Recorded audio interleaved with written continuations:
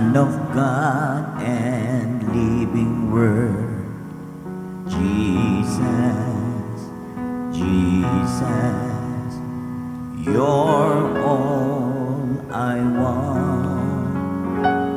Wonderful Counselor, mighty God and Prince of Peace, Jesus, Jesus, you're all I want.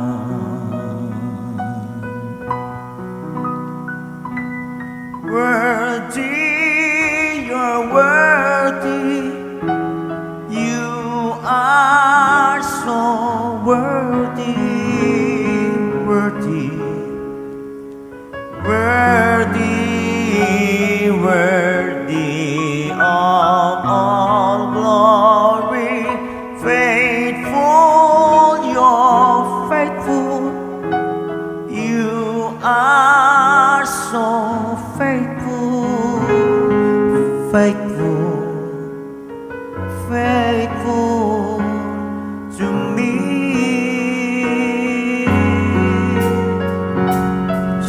Jesus, my Jesus, Son of God and living Word. Jesus, Jesus, you're all I want.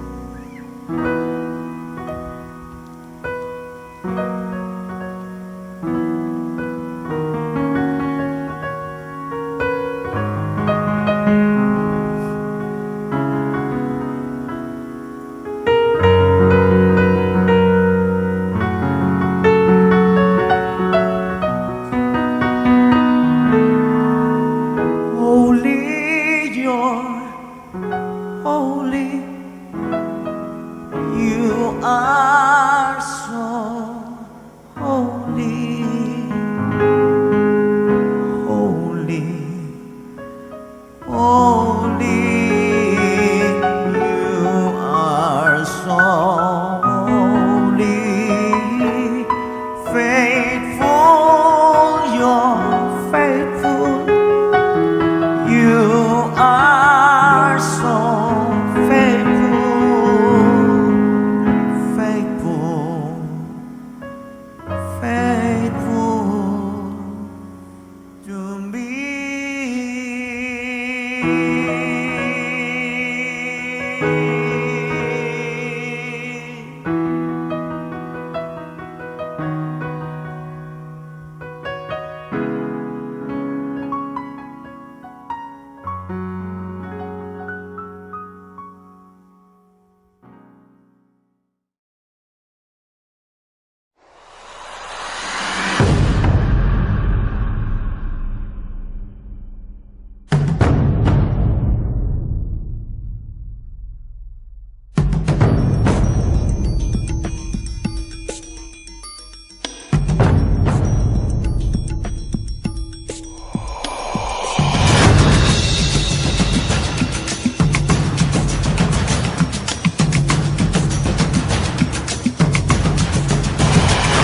Pagpapala ng Diyos ay nakadepende sa pangako niya sa iyo.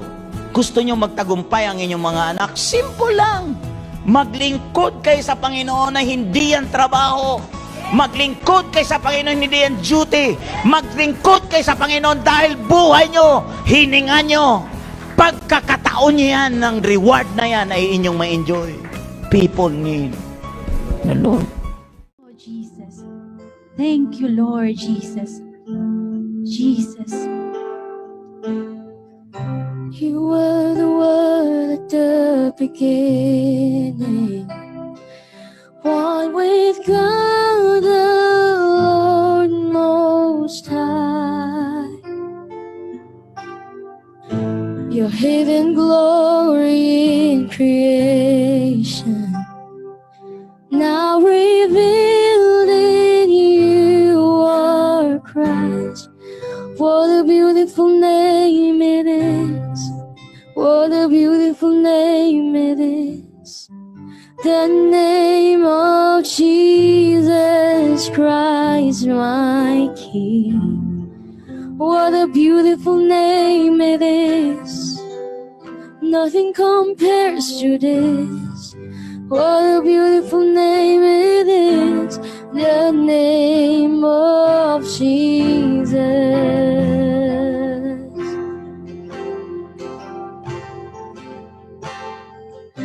You didn't want heaven without us, so Jesus, you brought heaven down. My sin was great, your love was greater.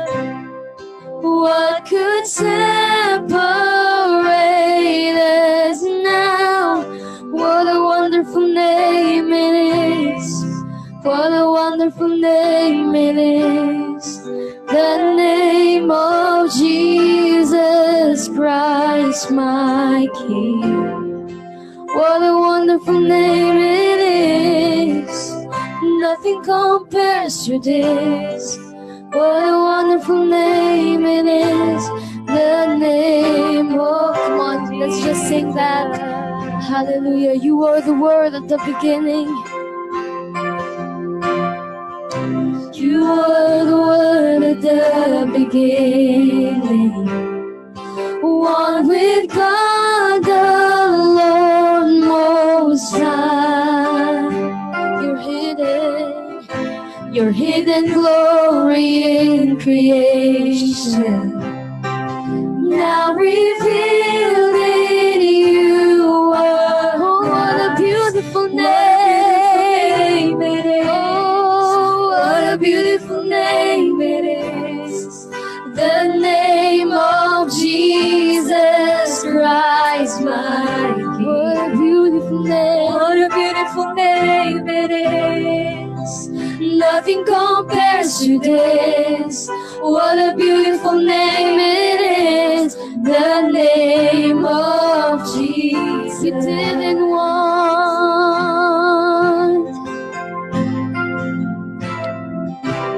didn't want heaven without us. So Jesus, you brought heaven down. My sin was great, your love was greater. What could separate us now? What a wonderful name it is. What a wonderful name it is. The name of Jesus Christ, my King. What a wonderful name it is. Nothing compares to this. What a wonderful name it is. The name of Jesus. What a wonderful name it is. The name of Jesus. Hallelujah. Death could not hold you. Death could not hold you. The veil tore before you. You silenced the boast of sin and grave. The heavens are roaring the praise of your glory. For you are raised to life again. You have no rival. You have no rival. You have no equal. Now and forever, God, you reign. Yours is the kingdom. Yours is the glory. Yours is the name above all names. What a powerful name it is. What a powerful name it is. The name of Jesus Christ. What a powerful name. What a powerful name it is. Nothing can stand against. What a powerful name it is. The name. You have no rival. Come on. You have no rival. You have no equal. Now and forever, God. Yours is the kingdom. Yours is the king. Yours is the glory. Oh, Jesus. Yours is the name. You have no rival. You have no rival. You have no equal. Oh, now and forever. For God you reign. Yours is the kingdom. Oh, yours is the glory. Yours is your name, Jesus. What a powerful name it is. What a powerful name it is. The name of Jesus Christ, my. What a powerful name. What a powerful name it is. Oh, nothing can stand against. What a powerful name it is. The name of Jesus. What a powerful name it is. The name of Jesus. What a powerful name Hallelujah. it is. The name of Oh, we bless your name, Lord Jesus. Jesus. Hallelujah. We bless your name, Lord Jesus. Hallelujah. Oh, hallelujah. Let's worship Him. Hallelujah. Hallelujah. What a powerful name it is. What a What a powerful powerful name name it it is. is. What a What powerful a powerful name name it it is. is. The The name name of of Jesus Jesus Christ, Christ, my my King. King. What a What a powerful powerful name name it it is. is. Nothing can stand against. What a powerful name it Amen. is. The Hallelujah. name of Yes, Jesus. Lord. Yes, yes. Father God, in the name of Jesus, Salamat po, Panginoon, sa buhay ni Sister Villarta, Lord. Salamat sa buhay ni Sister Sheila. Lord, salamat sa napakagandang patutuo mo sa buhay niya. At Lord, alam namin na lulubusin mo ang iyong pangarap sa buhay niya. Lord, lulubusin mo ang iyong comfort sa buhay niya. Lulubusin mo ang kaaliwan ng iyong Spiritong Banal sa buhay niya, na sa gitna ng kalungkutan, sa gitna ng mga labanan, ikaw ang kanyang sanggalang. You are her protection, Lord. You are her shield, O Father, because you promised to her, you promised to us that you are our great tower. You are our strong tower. O God, hallelujah, that whosoever shall call upon your name, Lord Jesus, will never be put to shame. And whoever call upon your name, Lord Jesus, shall be saved. And this is what you've said in your word in Romans chapter 10, that whosoever believe and call upon your name will not be put to shame. Lord, instead you will save them, O God. Lord, you will save them. Lord, you will save all those who believe you. Oh God, hallelujah. I pray, Lord, I pray that you continue to extend and stretch out your hand, Lord, over the lives of Sister Sheila Villarta, and over the lives of the people who are listening right now, who are watching right now this daily life sharing. Lord, pour out your Spirit, oh God. Pour out your Spirit, oh Holy Spirit. Oh God, hallelujah, reveal Jesus to us. Oh God, reveal Jesus to us. Oh Lord, right now, hallelujah, all the glory belongs to you. Oh God, in Jesus' name. Everybody say, Amen. Amen at Amen. So, magandang hapon po at maraming salamat sa buhay mo, Sister Sheila. At alam nyo, kung nakinig ka kaninang umaga, napakaganda ng mensahe kaninang umaga about the power of His Word, about the truth that set us free. Kung makita mo na ang Panginoon, ang isang patay na walang pananampalataya, ang patay na tumama sa kapwa patay, yung pansyon ni Elisha sa 2 Kings chapter 13, yung isang patay na inilibing na kung saan ay talagang na gumulong sa pansyon sa libingan ni Elisha at yung patay ay nabuhay. Can you imagine? Ang patay ba ay may pananampalataya? Ang patay walang pananampalataya. Pero yung patay, kung walang pananampalataya, bakit nabuhay yon? Na tumama lang naman sa kapwa patay. Yung buto ay tumama lang doon sa kapwa patay. Mga kapatid, biro mo, kapag ang Diyos po talaga kumilos, kikilos siya dahil sa gusto niyang kumilos. Siya ay gagalaw dahil sa gusto niyang gumalaw sa buhay ng tao. Kaya mapapansin nyo, ang Diyos po talaga, siya ang may hawak sa buhay natin, hindi tayo ang may hawak sa kanyang kalooban. Siya ang may hawak sa atin. Kaya mga kapatid, ang mga salita niya ay nagsalita siya sa kanyang mga salita na walang iba. Kaya kailangan ihanda natin ang ating mga sarili. Kasi talaga kung ang Diyos ay gagalaw sa gusto niyang gawin at hindi mo siya kailanman pwedeng turuan, bagkos tayo ang kanyang tinuturuan. At ang Diyos hindi rin po resulta ng ating imahinasyon. Tayo ang resulta ng kanyang imahinasyon. Tayo ang resulta ng kanyang imagination. Hindi siya resulta ng iyong isip. Hindi siya ang nasa isip mo, kundi ikaw ang nasa isip niya. Kung ikaw ang nasa isip niya at pangarap niya na noon pa na ikaw ay kanyang pagpalain. Pangarap niya noon pa, you are ordained to be blessed.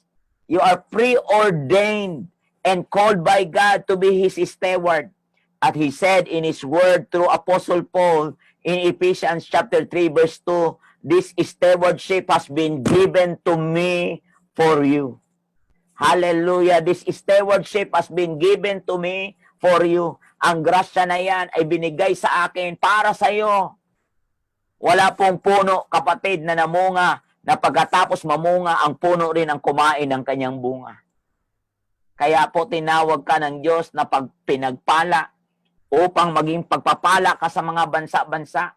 Kaya ikaw, Sister Shera Villarta, pagagalingin ka pa, palalakasin ka pa, lulubusin ng Diyos ang kanyang kagalakan sa buhay mo. Kaya magalak ka, kasi gustong gamitin ng Panginoon ang buhay mo na maging pagpapala sa mga bansa-bansa. Be ready sa pangalan ni Jesus. Hallelujah. Kaya ihanda mo rin, bantayan mo rin ang iyong spirit. Kaya mapapansin nyo po sa Bible, kung iyong babantayan na sa huling araw na to, mga kapatid, sa huling araw na to, sa Luke chapter 17, kagaya ng ating pinag-usapan nung nakahapon about dealing the issue of offenses. Dealing the issue or dealing the spirit of offense. You need to face it, mga kapatid, because ang Panginoong Hesus nagsabi sa Luke chapter 17, konting recall lang po ito, konting summary lang po ito, konting balik tanaw lang po tayo, na it is impossible that no offense should come. Sabi ng Luke 17 verse 1, imposible na wala po, mga kapatid, imposible na di dumating ang mga kadahilanan ng pagkakatisod. Kaya nga sabi niya, hindi mawawala, imposible na mawawala ang pinanggagalingan ng pagkatisod. Ibig sabihin, ito yung offense. Sabi niya, it is impossible that no offense should come. Kaya sabi niya sa verse 3, ang sabi niya, take heed to yourself. Kumbaga, mag-ingat kayo, bantayan nyo ang inyong sarili. Bantayan nyo ang inyong sarili. Kaya nga si Jesus, Jesus warning us to guard ourselves in dealing of offenses. In dealing the issue of offenses. Kaya nga napakahalaga, mga kapatid, na mabantayan mo ang iyong spirito. Kasi kahit saan po iyang lugar, kasi wala pong neutral place. Every place is a battlefield. Wala pong neutral na lugar. Kahit saan ka magpunta, di po mawawala ang panggagalingan ng asar sa buhay. Hindi po mawawala ang panggagalingan ng nakakainis, ng nakakabagot. Di po nawawala yan. Kaya makita mo kanina, kung inyong mababantayan sa message ko kaninang umaga, kung iyong mababantayan doon sa lugar ng Nain, sa Luke chapter 7 verse 11, ang lugar ng Nain ay isang napakagandang lugar sa Judea. Isang napakagandang lugar sa Judea. Pero ang circumstansya, kahit sinabi nating maganda ang lugar, I know ang magagawa mo na ang reality na yung lugar ay lugar na kung saan may isang widow na namatayan. Kaya kahit gaano kaganda ang punerarya, kung patay ang pag-uusapan, lungkot pa rin ang dulot niya. Kasi makikita nyo po na ang lugar, wala pong kinalaman. Kasi ang tamang lugar ay ikaw. Kaya napakaganda, kahit anong ganda ng kwarto mo na napaka-aircon. Kung mainit naman ang ulo mo dahil sa sobra mong asar, pwede bang mapalamig ang ulo mong mainit sa malamig na aircon? Kahit pumunta ka sa lugar ng Alaska, pag umiral ang inis, mga kapatid, pag umiral ang inis at uminit ang ulo mo, ano ang magagawa mo? Ang lamig ba makatutulong sa iyo? Wala po, kasi ang lugar, walang kinalaman sa isyo ng iyong espiritu. Ang lugar ay isang bagay. May mga lugar na nakakadagdag din ng tulong, ha? May mga lugar na nakakadagdag din ng tulong. Pero hindi ko sinasabing mali ang lugar. Hindi ko sinasabing pangit ang lugar. Magaganda rin ang lugar. Pero ang lugar ay hindi po yan ultimate na sagot para ang talagang issue ng buhay mo ay madudukot ang problema. Nandoon pa rin yon. Kaya nga po, mga kapatid, sinasabi ng Panginoong Hesus, take heed to yourselves. magbantay ka, mag-ingat ka rin, at kapag at dahil sa mga katisuran na darating, at magpatawad din naman kayo. Kaya sabi sa Matthew 24 verse 10, many will be offended and will betray one another and will hate one another.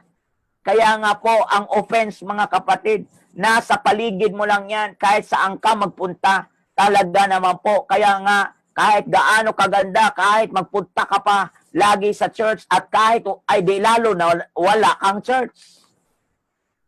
Wala kang lugar, kasi talaga po, mayroon pong gitgitan.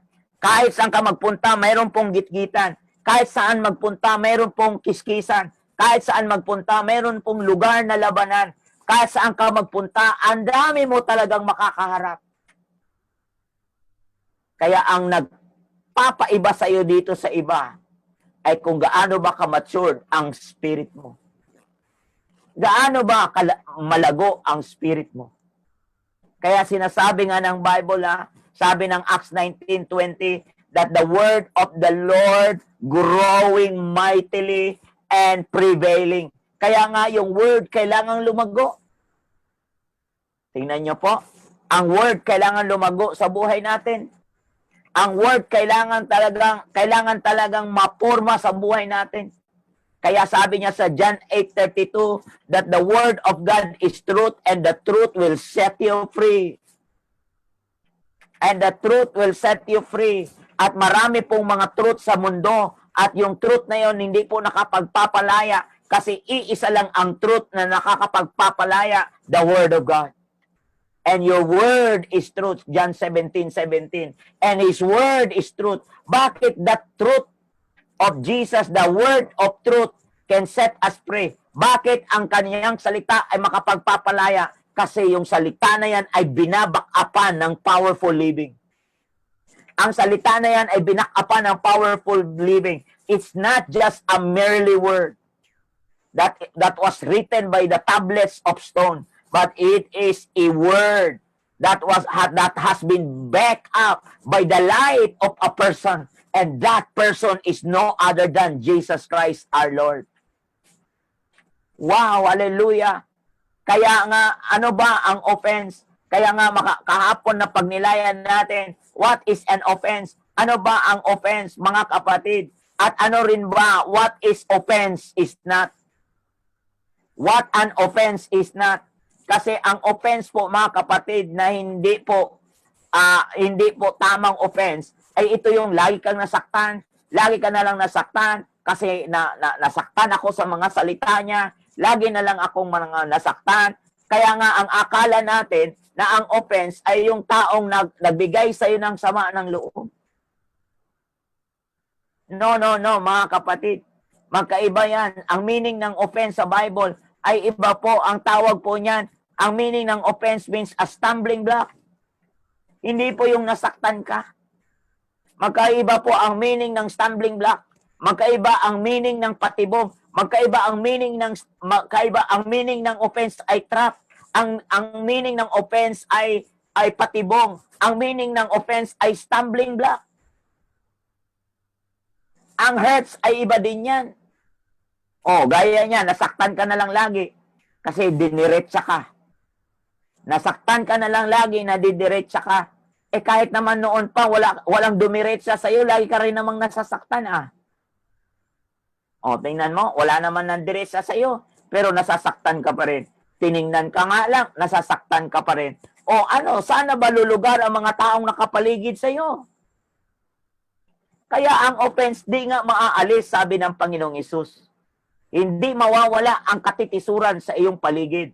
Kasi kahit saan, andyan po yan. Kaya nga mga kapatid, hindi po maiiwasan, it is inevitable na yung action of others or failure ng iba na kung saan ay pagmumulan ng iyong kasakitan, pagmumulan ng iyong katitisuran. Kaya nga marami po yan na panggagalingan na tao na kung saan, mga kapatid, na makikita mo talaga na kailangan mong maging handa ka. Kasi nakaka-open din naman yung lagi kang i-correct. Pero anong gagawin na lang ng iba sa paligid mo kung hindi ka naman i-correct? Di ba kawawa ka rin naman? Ay lagi ka na lang kakalad ka rin ng kamalian sa buhay. Lagi ka na lang kakalad ka rin ng spirit of error sa buhay. At sabi ng Matthew chapter 6:23, mag-ingat tayo kasi yung liwanag na ang akala mo'y liwanag, madilim pala. Ang sabi ni Jesus, napakadilim nun. Napakadilim nun. Kaya yung liwanag na nasa sayo ay madilim, napakadilim nun. Anong ibig sabihin? Yung meron ka ngayon na pinanghahawakan mo, nakatwiran mo, okay ka na, pero di pala okay, knock out ka talaga doon. Ayan po yan. Ayan ang meaning niyan. Ipinangangalandakan mo ang iyong katwiran kasi pastor, mahal ko siya. Kinukurik ka na nga kasi mahal ko siya. Meron din pagmamahal, mga kapatid, na galit ang Diyos. May nagtanong nga sa akin yan, Pastor Dong, mali bang magmahal? Sabi ko naman sa kanya, kahit masaktan ka pa, sabi ko sa kanya, di naman mali ang pagmagmahal. Pero meron ding pagmamahal na galit ang Diyos. Ito yung maalin mo ang sanlibutan, mahalin mo ang bagay kaysa Diyos. Ito yung mahalin mo. Itong mga taong ito, okay lang naman pala magmahal. Yung mahalin mo ang iyong isang asawang di mo asawa. O sabi naman, di ba sabi ng Bible, love one another. Binaliktad mo naman, ginawa mong love another one. Ngayon, pag ikukurik ka, masasaktan ka ba? Yan ang problema ngayon natin. Ito ang problema natin. Mga baliktad ang isip. Hindi na, mas minahal natin. Ito yung tinatawag na evil conscience. Yung isang masama, pinipilit nating tama at galit at masaya pa tayong gumawa ng mali. Ito po yung evil conscience. Kaya nga mga kapatid, pag dumating talaga ang pagkokorek at dumating talaga ang pag-aayos, nasasaktan ka. Yan yung panggagalingan talaga ay ang truth mga kapatid. At pangalawa yung correction, panggagalingan talaga niyan. Pangatlo yung pagpapayo, pang-apat yung expectation na di mo nakuha.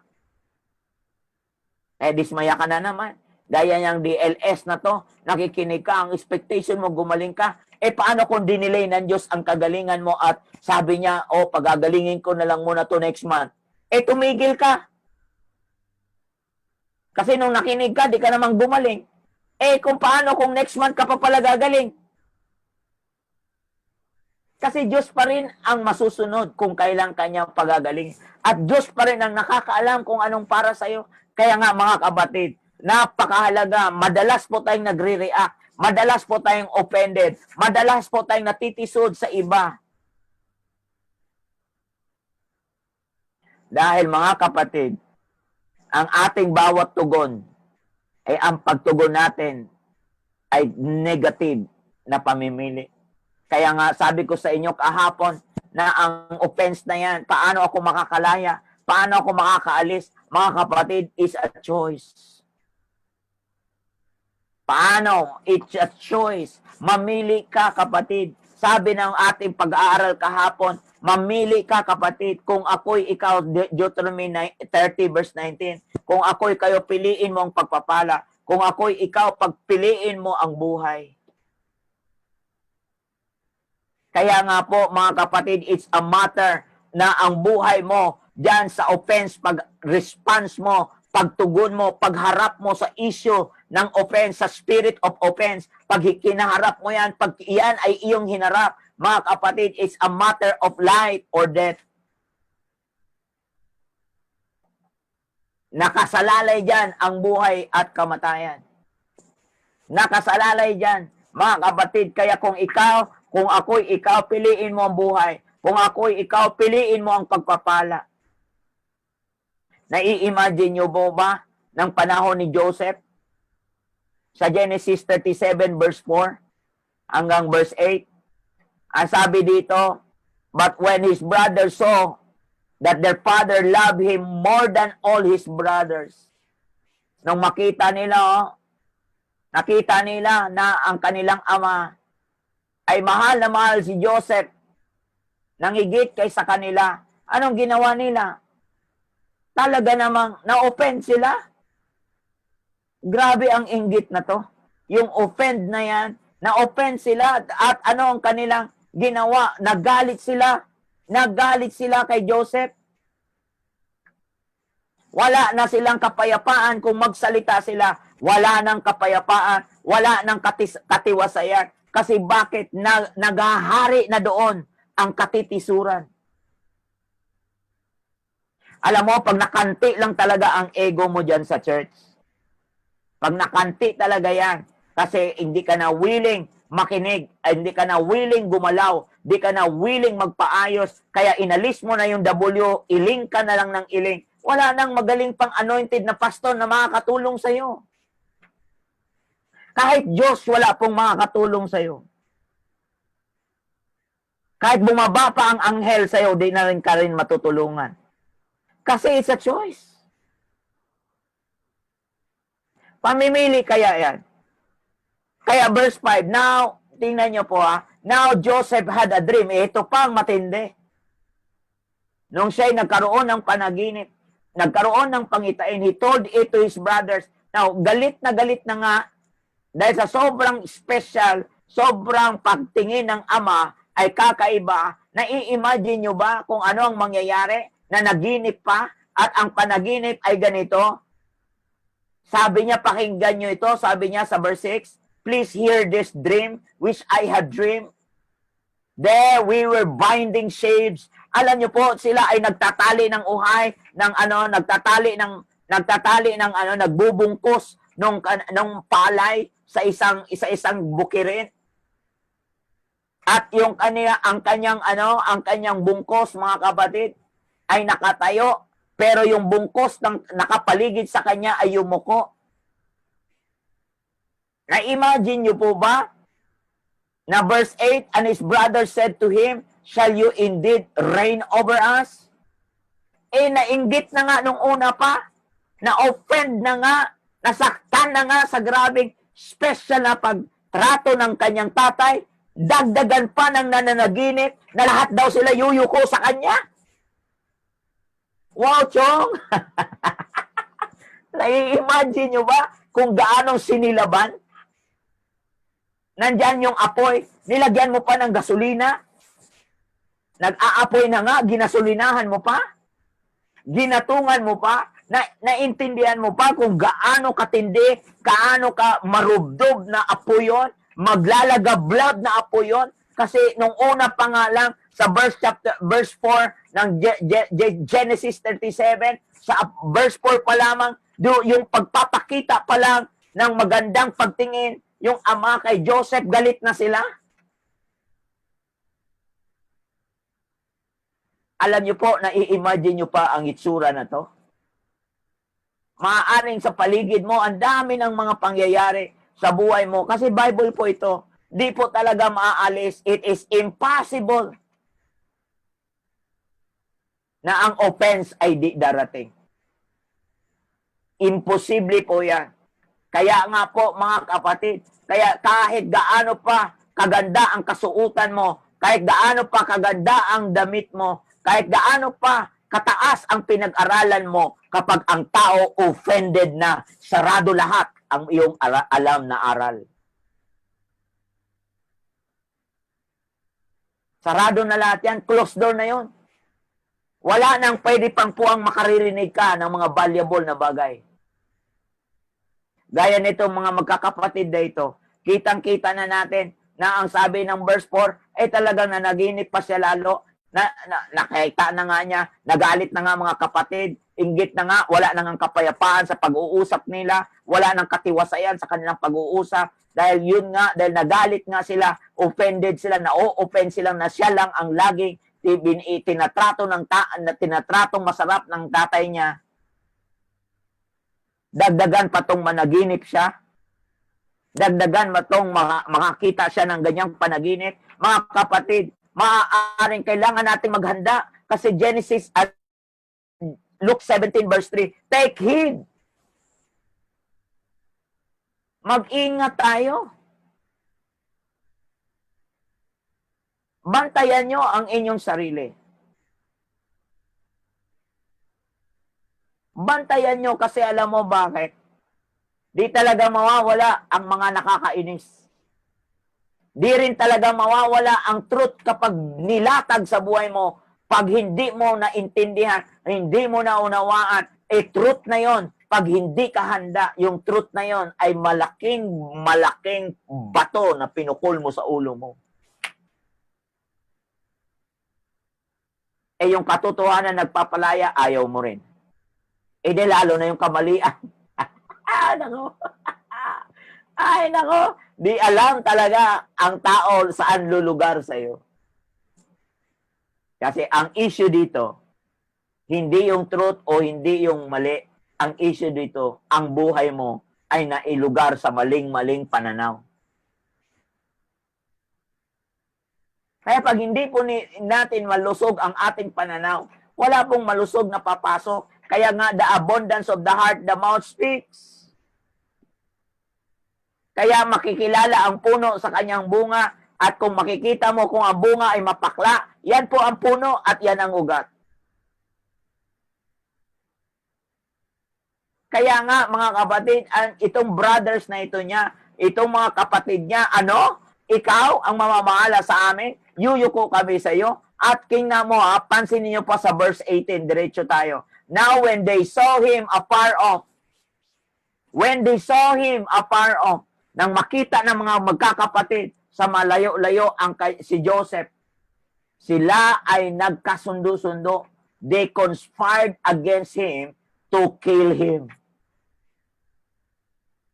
Yan na po, kapag once na ang offense sobra na, once na ang offense ay mataas na, puno na ang salop, kakalusin na talaga nila. Gaano katindi yung immaturity na yan? Ibang tao ba to? Hindi, kapatid. Kasi ang spirit, kapatid, hindi yan bound ng dugo. Pag hatred ng pag-usapan, wala ng dugo ang pinaka-pag-usapan niya. Kasi ang hatred is an evil spirit. Hatred is an evil spirit. Hatred is sin. Sabi ng 1 John chapter 3 verse 15, kung saan nagahari ang inggit, kung saan nagahari ang galit at puot, nandoon din nagahari ang kamatayan. Nandoon ang pagpatay. Kaya makikita nyo po, hatred pa lang, pumapatay na, sabi ng Bible. Di mo na kailangang saksakin minsan. Hindi po yung totoong patayan. Ang malalim na patayan, di mo pa sinaksak ang buhay niyan, inagaw at binawi ang hininga niyan. Yung palang magalit ka, yung palang magtigimkim ka ng sama ng loob, yung palang magkimkim ka ng puot at galit, doon na magsisimula ang salitang murderer. Kaya makikita nyo, pag hindi nyo nabantayan yan, yung offense talaga, hindi po talaga biro-birong kaaway. Kaya pag yan nangyayari sa iyo, na kahit anong ganda ng pangarap ng magulang mo, kapag kahit anong ganda ng pangarap ng iyong pastor, kahit anong ganda ng kanyang mga blueprint, kahit anong ganda ng gagawin ng Diyos sa gitna, pag offended ka na, wala na, burado lahat, bulag ka pa. Iyan ang nakakalungkot na posisyon. Pero kailangan mo maintindihan na ang hinihingi ng Diyos dito, ang sinasabi ng Panginoong Hesus dito, magbantay kayo at magpatawad din naman kayo, sabi ng Panginoong Hesus. Grabe alam nyo, pag naunawaan mo to, makikita mo, kung di naman pala mawawala ang katitisuran, di naman pala mawawala ang mga bagay na panggagalingan ng problema, kasi ang lahat ng lugar ay lugar ng labanan, lahat ng lugar ay lugar ng ng problema. So ibig sabihin, ano ang hinihingi ng Diyos sa atin? Ano ang hinahanap ng Diyos sa atin? You need to grow. You have to grow. Kasi ang problema na to, problema dito, hindi yung problema yung kaharap mo. Ang malaking problema, di mo nakikita na ikaw. Puspos ka sa sarili mo. Di mo nakikita na ang malaking stumbling block ay ikaw. Nasubukan mo na bang tawagin ka ni Jesus? Nasubukan ka na bang tawagin na Satanas ka? Si Peter, tinawag na Satanas. Wala pang tinawag sa atin na Satanas dito. Di ka pa tinawag ng nanay mo, Satanas ka. Di ka pa tinawag ng tatay mo, Satanas ka. Malumanay pang sinasabi sa iyo anong dapat mong gawin. Pero alam mo, offended ka na kaagad. Bakit ganun magsalita ang mama ko? Mali na naman ako. Wala pang ang sinabing Satanas ka eh. Pero ang conclusion mo, mali na naman ako. Wala naman di sinabi nanay mo, tatay mo, mali ka eh. Tingnan mo, kapag nagahari talaga ang hatred na yan, nagahari talaga ang offended spirit na yan, pag nasa sa iyo yan, wala pong sinasanto yan, wala pong nanay at tatay dyan, wala pong kapatid yan, sapagkat ang hatred ay evil spirit po yan. Wala pong kinalaman yung taas ng iyong pinag-aralan kung cum laude ka. Wala rin yan sa pataasan at pagandahan ng titulo sa balikat mo. Titulong maganda, oh, doktor, oh, ganito. Madudoktor mo ba yung sira na isipan mo? Paano mo doktorin yan? Dismayado ka na. Paano mo doktorin yung galit ka? Ibig kong sabihin, kapatid, kapos po talaga ang nagagawa yung paraan ng tao. Kapos po talaga ang nagagawa ng programa ng tao. Kapos po talaga that the only one can help you is no other than the peace of God.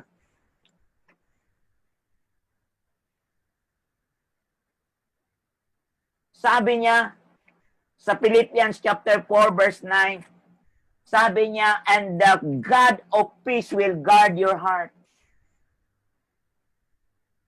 The God of peace will guard your heart. Kaya mayroong binanggit doon na 4 na dimension. What you have learned, what you have heard, what you have seen, what you have received. Practice these things. At ang sabi doon, and the God of peace will guard your heart. And the God of peace will guard your heart. What you have learned, what you have heard, what you have received, what you have seen in me. 4 po yan eh. Pagkatapos practice, 5. Pero ano ang mini-memorize mo? O, tingnan mo. Ano ang mini-memorize mo? Sige. Ano ang binibilang mo? Paano ngayon mababago ang takbo ng paligid mo? E paligid, di naman problema. Ang malaking problema, ikaw. Di mo nakikita, no? O kasi ikaw yon.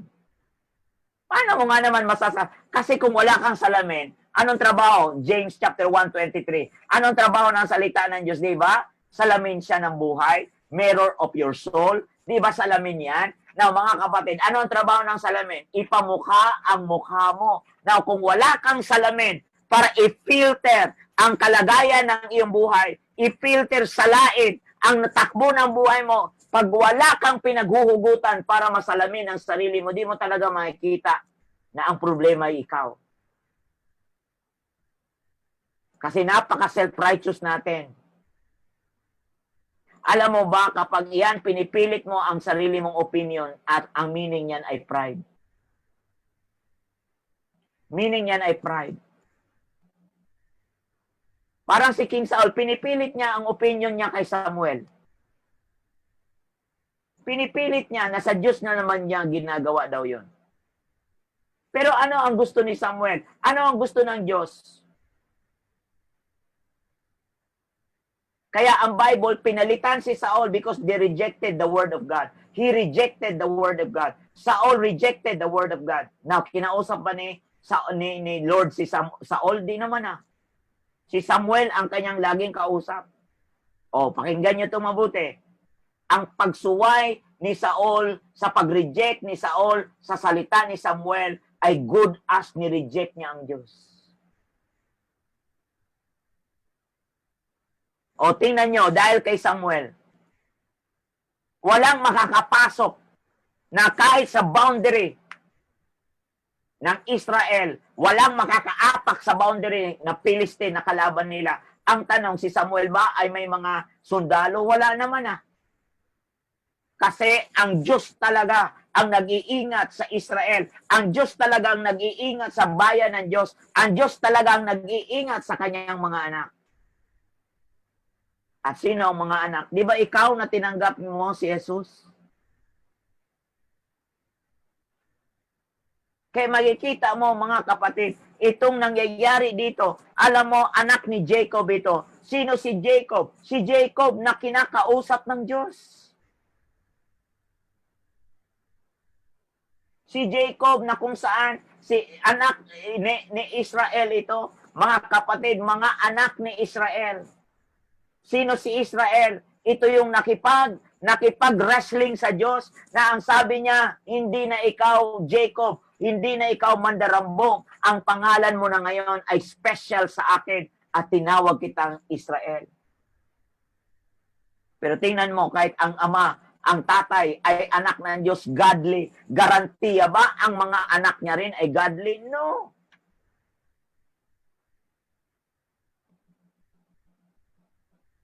Kaya tingnan mo, itong mga anak na to, anak ng taong may takot sa Diyos, anak ng taong makadiyos, pero ang mga anak ba makadiyos? Kaya kung makadiyos ito, hindi nila talaga bibigyan ng ganitong problema ang ama nila. Walang bangayan na ganong katindi na umabot sa hanggang gusto nilang patayin ang kanilang kapatid. Tingnan niyo po ang istorya na yan. Kahit dito, sa 1 Samuel chapter 18. Kaya nga, verse 7. Tingnan niyo po si Saul. Nang binanggit ng Bible,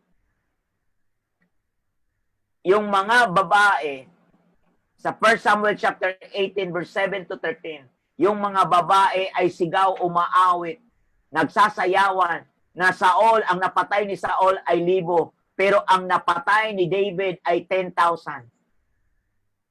10,000 ang napatay ni David. Ano ang pandinig sa pandinig ni Saul? Si Saul na offend. Sa verse 8, si Saul na offend. Saul was very angry and the saying displeased him. Yung narinig niya, hindi nagpatuwa sa kanya.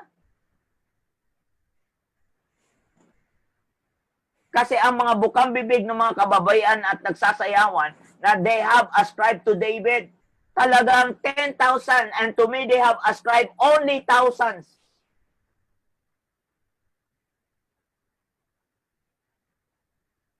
What more, sabi nila, he have but the kingdom. So Saul ay David. Mula noon, wala siyang ibang bantay. Ang mata niya ay laging nakatuon kay David from that day forward.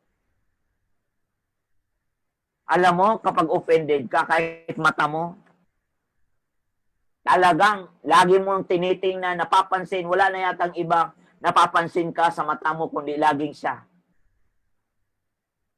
Laging siya. Si Saul yan, ang paningin niya lagi. At laging si David na lang ang kanyang parang wala na ibang tao, si David na lang yata binabantayan niya. Alam mo, pag na-open ka sa isang church, at na-open ka sa iyong pastor, wala ka na lang yatang tinitingnan, minsan walang ibang bukang bibig, kundi ang pastor mong kinainisan mo. Di mo alam yun na mayroong pala, may pitak pala sa puso mo, na may issue pala sa puso mo, may issue pala nangyayari sa puso mo na di mo alam. Hindi, o di kaya alam mo, pero nababaliwala mo lang kasi ang tingin mo positive. Yan yung sinasabi, ang tingin mo liwanag. Pero ang sabi ng Matthew 6:23, yung liwanag sa iyo ay madilim pala, ay napakadilim yan. ikaw ang tatamaan niyan. Kaya sinasabi ng Bible sa Luke 17 verse 3, take heed. Magbantay ka. At ang sabi ni Jesus, magpatawad ka rin naman. Utos kaya yon. Magpatawad ka rin naman. Binabantayan na ng mata mo. Minsan kahit wala nga dyan sa harap mo, nasa bahay mo, ikaw nag-iisip ng di maganda.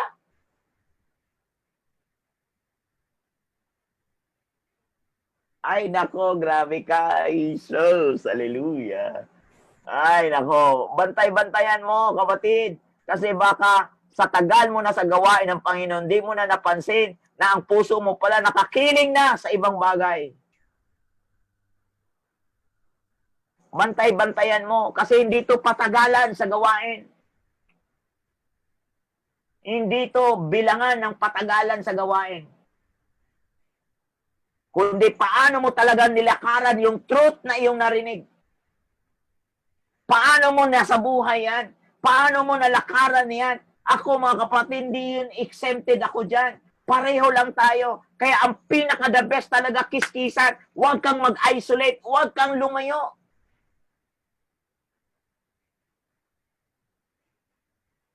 Kasi dyan mo talaga masusuri ang sarili mo kung gaano ka talaga ka-matured. Kasi ang lahat ng gulo, galing yan sa immaturity. Ba't di na lang tayo nagtayo ng children's church? Na yan pala ang gusto mong trato, amo-amuhin ka all the time. Hindi na nga amo ang kailangan sa'yo. Hindi na nga himas ang kailangan sa'yo. Ang kailangan mo batakin, banatin, bunutin. Ang kailangan mo, ay nako, ay Jesus, Panginoon ko. Hallelujah, mga kapatid. Kung ikaw nakakarinig nito, maghanda ka na. Kasi kapag hindi mo yan mapagtagumpayan, yung isang tao, magpapadala ang Diyos ng 10.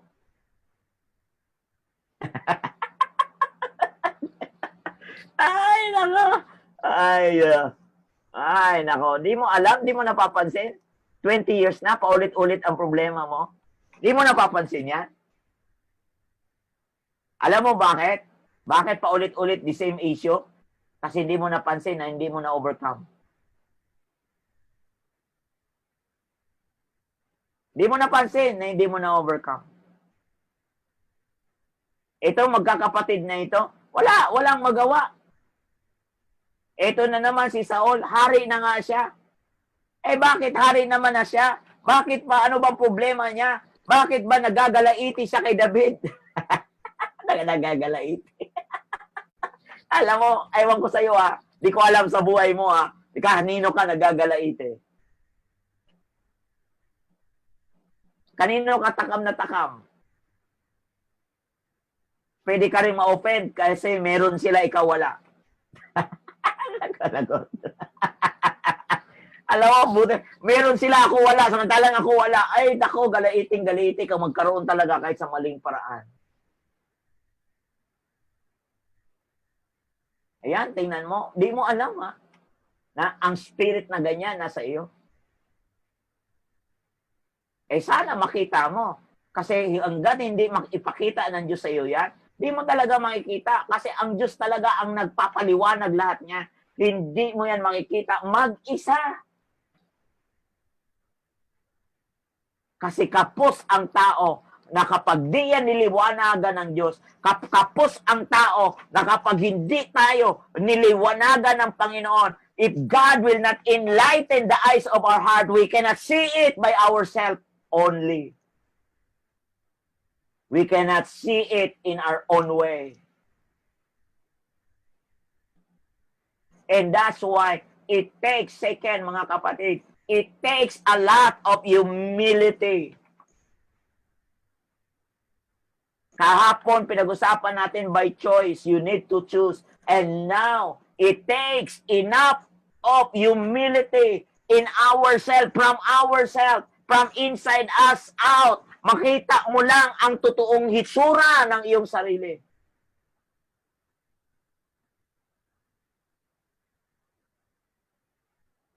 Hallelujah!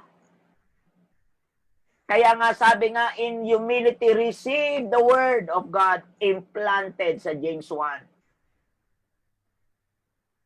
Receive the word of God implanted, which will be able to save your soul. It's a problem of the soul, not a problem of your spirit.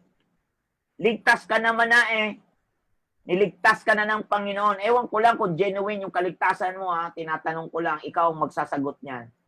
Kasi at the end of the day, ikaw at ang Diyos ang mag-uusap niyan. At sabi ng Colossians 1:12, it is the Father still who qualified us whether you are born again or not. It is our Father, Heavenly Father, who qualified us. It's the Father who qualified us. If God would not enlighten you, if God did not, hindi tayo liwanagin ng Diyos, di po na talaga natin makikita yan. At yan pa naman ay makikita in a way na very down to earth. Pakumbaba lang ho. Kaya sabi niya, kung take heed, magbantay kayo, magpatawad din naman kayo. Alam mo, ang pagpapatawad ay isang pagpapahinuhod. Isang pagpapahinuhod yan. Kaya tingnan niyo po, sa Bible pa, tingnan niyo to ha, maging si Herod. Maalala mo ba si Herod sa Mark chapter 6, verse 17 to 19? Kasi dito, for Herod himself had sent and laid hold of John and bound him in prison for the sake of Herodias. Dahil sa ginawa ni Herodias.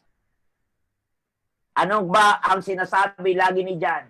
Na ang si Brother Philip's wife, for he had married her. Pinakasalan si Herod ng asawa ng kanyang kapatid. At dahil si John, sinasabihan si Herod, it is not lawful for you to have your brother's wife. It is not lawful, hindi tama. Kaya si Herodias ay galit na galit doon sa truth na binabanggit ni John the Baptist.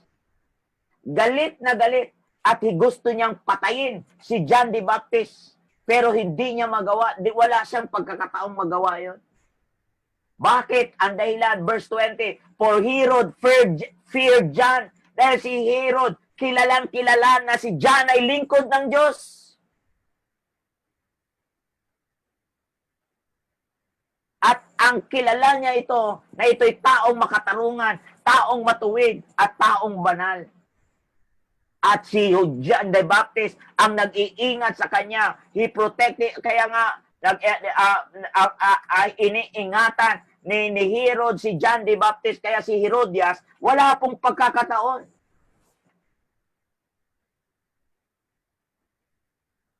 Kaya nga, mga kapatid, dumating ang mga pagkakataon ng birthday.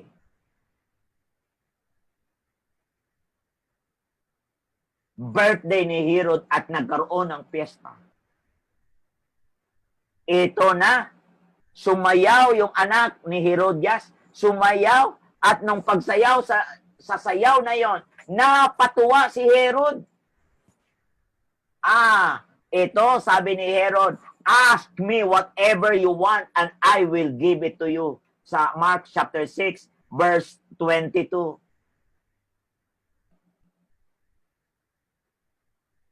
Whatever you ask, I will give you. I will give you up to half my kingdom. Kahit kalahati na itong aking kaharian. At anong ginawa ng bata? Talagang sumayaw. Sa pagsayaw, pumunta sa nanay dahil nakakita siya ng matinding pabor. Ang sabi naman ng ng nanay, sabi mo, hingin mo ang ulo ni John the Baptist. Makikita niyo po mga kapatid, ang tinatawag na offend. Na yung truth na yon, na bumira, na truth naman ang sinasabi niya, lawful sa harapan ng Panginoon, matuwid sa harapan ng Panginoon, at matuwid supposed to be sa harapan ng tao. Pero itong si Herodias, dahil offended sa truth na yon, Hindi niya matagalan. Gusto niya ngayon gantihan si John the Baptist. Kaso lang protektado ni Herod. Tingnan niyo po ang kaaway kung gaano katindi na naghihintay ng pagkakataon at sa single na offended na puso, pwedeng maghari anytime. Di mo alam yung galit mo 20 years ago sa asawa mo. Isang kumpas lang ng mga pangyayari. Isang trigger ng mga pangyayari. Na kapag hindi ka magbantay, sinasabi ni Jesus, take heed of yourself. Guard your heart as Jesus is reminding us, guard your heart. And the only way you can guard your heart against it, una, you have to choose life. Choose God. Choose Jesus. Choose Him. Pamili ka. You have all the powerful weapon you have. The power tool that God gave you is the gift of choice. The second, to guard your spirit against, to guard your spirit against the issue of offense is no other than you need to humble yourself. It takes a lot of humility in your heart to see your own self, for you to be able to see the real picture of yourself. Without that humility, you cannot save even your own soul. Pwede bang tapalan na maraming pera yan? Issue na yan, na namumuhi ka araw-araw. Mukha mo nakasimangot araw-araw tuwing makikita mo yung kinaiinisan mo. Kahit pabigyan ka ng napakagandang latest na cellphone. Kahit pa kumita ka ng milyon ngayon. Tingnan mo si King Saul. Hari na siya, ha? Ba't nagkaroon siya ng ganong spirit? O tingnan mo. Di mo alam. Ngayon alam mo na. Na walang kinalaman kung anong meron ka externally. Ang may kinalaman kung anong meron ka sa spirit talaga. Ba't ka nagkaganyan? O, usap tayo. Alam mo, itong kwentuhan na to, napakaganda sa Bible to. Makita lang natin, mapamukha lang natin ang ating sarili. Makita lang natin in the perspective, the way, the view of God, ourselves through the view of God.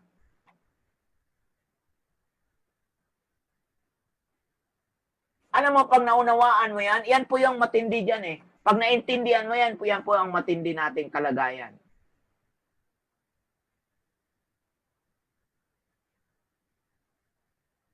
Kaya nga mga kapatid, paano mo na tinutugunan yan? Kasi yung grabe na yan, hatred na yan, kasi na-offend ka, nasaktan ka minsan, ang dami na o di kaya nabilang mo na ang nakasakit sa iyo, parang wala na yatang puwang pang makaahon ka. Kasi alam mo bakit?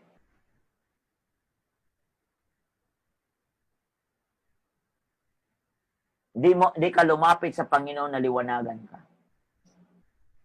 Kasi ang nagpapaliwanag ng madilim, walang iba kundi ang Panginoong Hesus. Ang pag nagpapaliwanag ng madilim, ang tanong, tinatanggap mo ba? Di ba sabi ng Philippians 4:9? What you have received, what you have heard, what you have learned, what you have seen in me, practice. Practice these things. Mayroon pong pagpapraktisan. Anong ginawa nung bata na prodigal son? Di ba pinaktis niya, babalik ako sa aking ama at sasabihin ko? Pinapractice talaga yan. I-memorize mo pa yan. Huwag mong i-memorize yung mga pangit na ginawa ng tao sa'yo. Huwag mo ring i-confessal kasi confession is possession.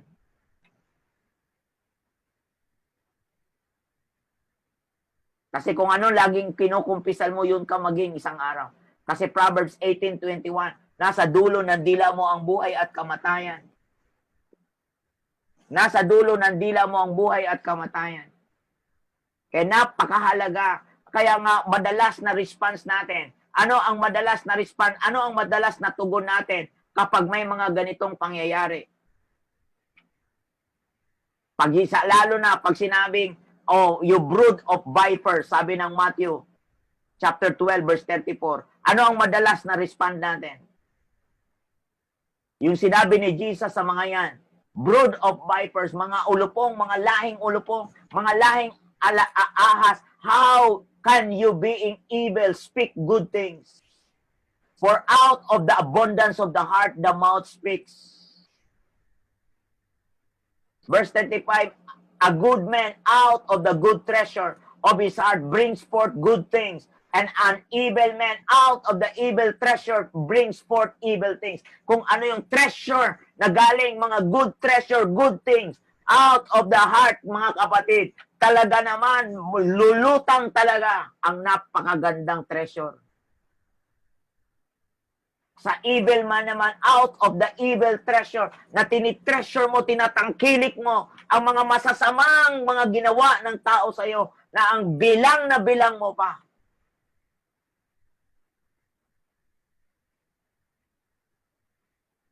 Kaya sabi sa verse 36, I say to you that for every idle word men may speak, they will give account of it in the day of judgment. Meron pong day of judgment. For by your words you will be justified, and by your words you will be condemned. Nasa salita mo talaga, nasa dulo ng dila mo.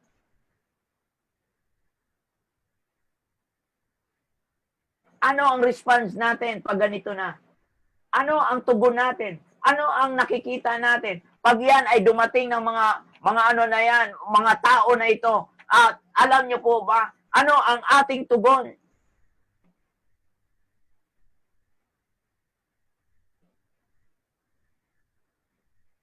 Alam niyo po, makikita niyo po, huwag natin pong paulit-ulitin, i-highlight, yung laging pag-uusapan, yung laging nasaktan, huwag mo yung i-highlight at ulit-ulitin.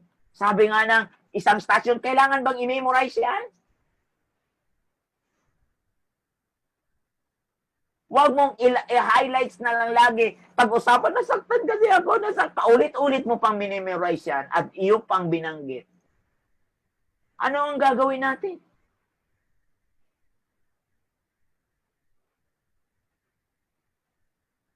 Huwag mo rin laging banggitin yung pain na yan. Na yung responsibility na yan, yung ano na yan, huwag mo ring himasin yung mga hurt na yan. Bagkus talagang hayaan mo yung paraan ng Panginoon ang siyang maglinis niyan. Yung paraan ng Panginoon yung mag-ayos niyan.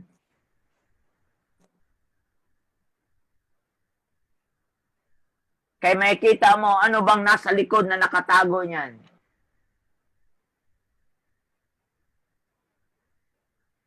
Tingnan natin sa Proverbs 26, verse 26. Tingnan natin, Proverbs 26 to 27. Sa Tagalog, basahin ko mga kapatid. Sabi dito sa Kawikaan 26 to 27. Dito mapapansin mo, sabi rito sa Tagalog, ang sabi rito sa 26, sa mga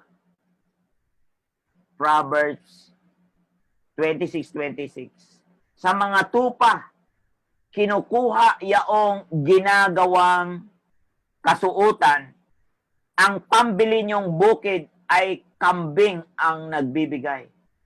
Ang gatas na inahing kambing ay sa ibang kailangan, pagkain ng pamilya mo, mga katulong sa bahay. Sa English ay ganito, though his hatred is covered by deceit,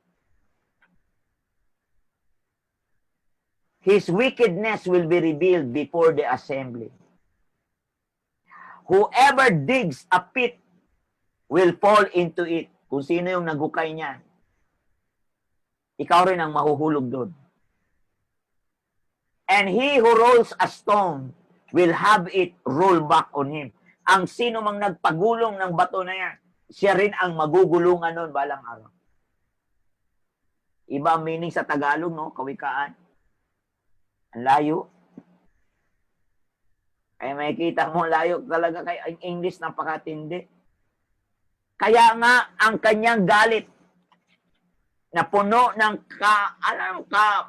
kasinungalingan, na yung wickedness, yung kalikuan, ay maghahayag yan sa harapan ng tao. Ang mahahayag at mahahayag yan. Kaya makikita nyo, pag di natin ito nabantayan sa ating sarili, yung hidden na yan, yung nakatago na yan, yung spirit na yan, na lagi mong i-justify sa iyong sarili. At naghahanap ka pa ng kakampi. Naghahanap ka pa ng kasama na para maramdaman nila na okay ka, na ang totoo di naman pala okay. Naghahanap ka ng katarungan, pero alam mo naman talaga na sa iyong kaloob-looban, alam mo talaga na bunga yan ng iyong pagkakaning at katusuhan. Ito yung hidden. Ito yung tinago mo. At ikaw din naghahantay ka ng iba na ayunan ka, at ugali mo na talaga yan, naghahanap ka ng mga kasama. Yan yung hidden. Tago-tago mo, at kunwari willing ka pang magsakripisyo. Hallelujah, willing ka magsakripisyo para ingatan mo yung iyong katusuhan. Ito ang sakripisyong kita mo, akala mo di ka magugulungan ng sarili mong ginulong mong bato.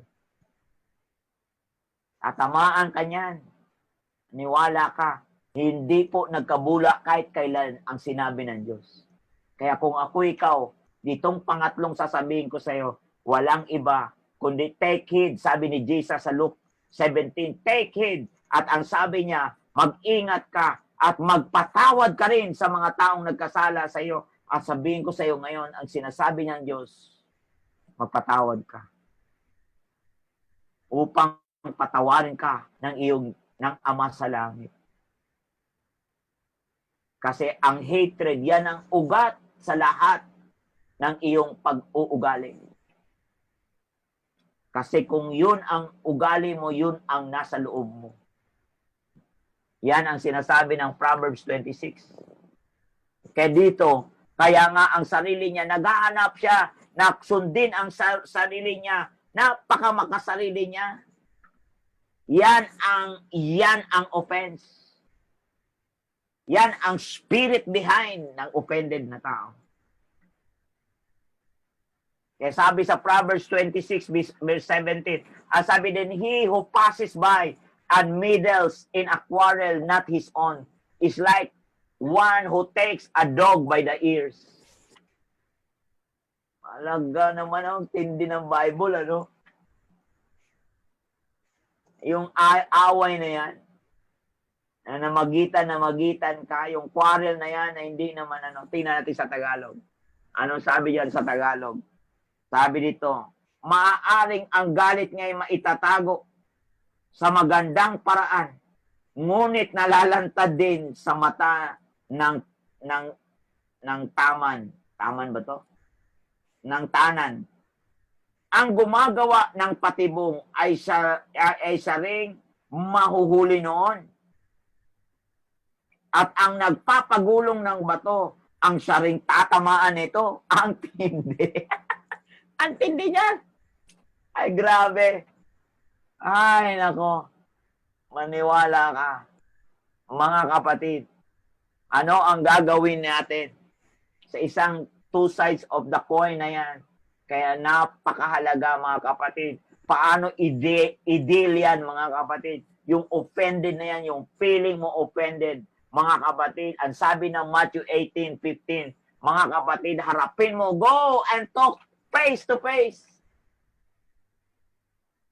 Sabi, moreover, if your brother sins against you, go and tell him his fault between you and him alone.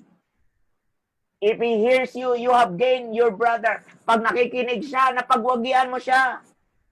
But if he will not hear you, take with you one or two more. Maghanap ka pa ng ibang kasama mo. Hallelujah. And if he refuses to hear them, tell it to the church. Yan, time na yan. May process talaga. Sabihin mo sa karamihan sa assembly, if he refuses even to hear the church, let him be to like a heathen and a tax collector. At ay talaga naman, ano mo na siya, pakawalan mo na siya na ituring na di naman nananampalataya. Ang tindi ng process ng Panginoon. Go face to face at i-restore natin siya. Bring it to the Lord first. Siyempre, dadalhin mo na sa Panginoon. And let the Holy Spirit help you.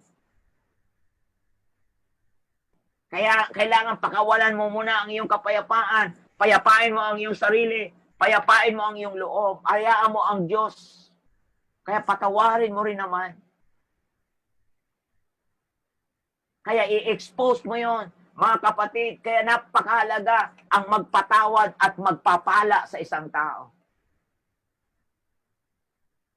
Tingnan natin ang pamimili ni Joseph sa Genesis 45 verse 4 to 5.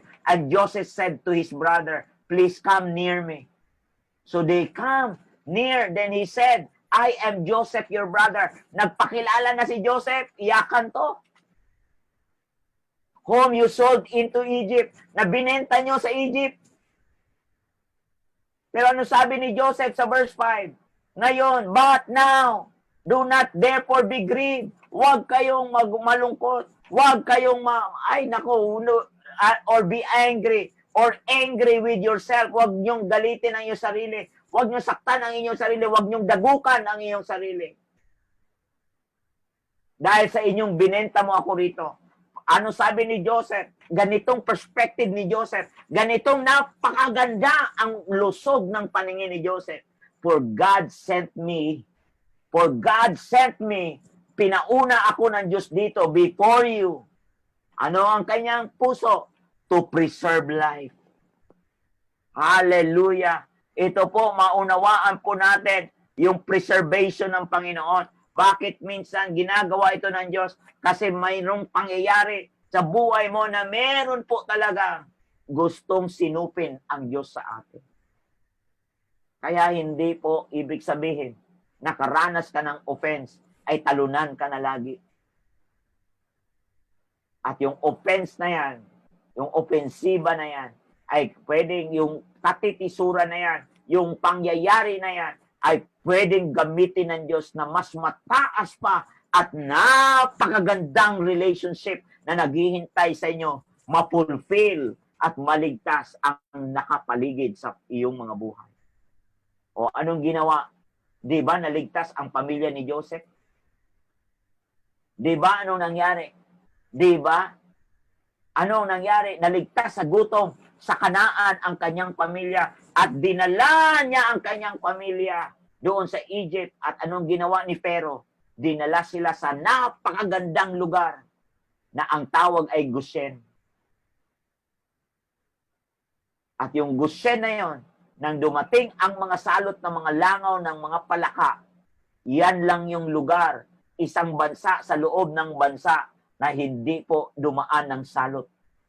At dyan nakatira ang pamilya ni Joseph. Sinong ginamit, kapatid? Si Joseph na hindi nagkimkim ng sama ng loob sa gumawa ng mga taong masama sa kanya at bagkus naggamit pa siya upang iligtas sa gutom ang buong bansa.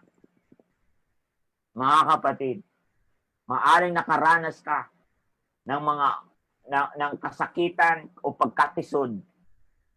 Pero kahit anong nangyaring kasakitan, di ka nagtanim ng sama ng loob. Di ka nagtanim ng di maganda. Bagkus inari mo na ang lahat ng pangyayari ay isang napakagandang pangyayari para masinop ang buong bansa. Para makilala ng marami ang Kristong nakilala mo. Hallelujah. Ganyan lang talaga ang buhay. Maaari pangit ang umpisa, pero hindi ibig sabihin pangit ang katapusan. Madalas pa ngang nangyari, maganda sa umpisa, pangit ang dulo. Pero karamihan, in God's point of view, maaaring pangit ang nangyayari sa umpisa. Pero hindi ibig sabihin na pangit ang mangyayari sa iyo sa bandang huli. Kaya ikaw, kapatid, ako, namamanik sa puso mo. Nabantayan mo ang iyong puso. At kaya, ang offense ay isang klaseng paghahamon sa buhay mo. I-challenge ang buhay mo na hindi yan ang katapusan. Hindi rin yan ang dulo ng lubid mo. Kundi para sabihin sa iyo na ang Diyos ay tapat sa iyo. Ang Panginoong Hesus ay tapat sa iyo. Kasi meron siyang gustong gawing pagliligtas sa lahat ng mga nakapaligid sa iyo. At kaya pinahintulot na mangyari sa iyo ang lugar ng katisuran. Gusto kong basahin ito sa isang conclusion sa 2 Peter chapter 1 verse 10. Ang sabi dito, mga kapatid, therefore, brethren, be even more diligent to make your call and election sure. For if you do these things, you will never stumble. You will never stumble. Verse 11, for so an entrance will be supplied to you abundantly into the everlasting kingdom of our Lord and Savior, Jesus Christ. Ulitin ko sa verse 10, therefore, brethren, be even more diligent to make your call and election sure. Siguraduhin mo yan at lalo kang magpursige. Lalo kang magmarugtog na magpursige. Relentless effort. Ibig sabihin, relentless effort to solve your challenges. To make your call and election sure. Ang pagkatawag sa iyo ay masigurado mo. For if you do this, kung gagawin mo to, if you do these things, you will never stumble. Hallelujah.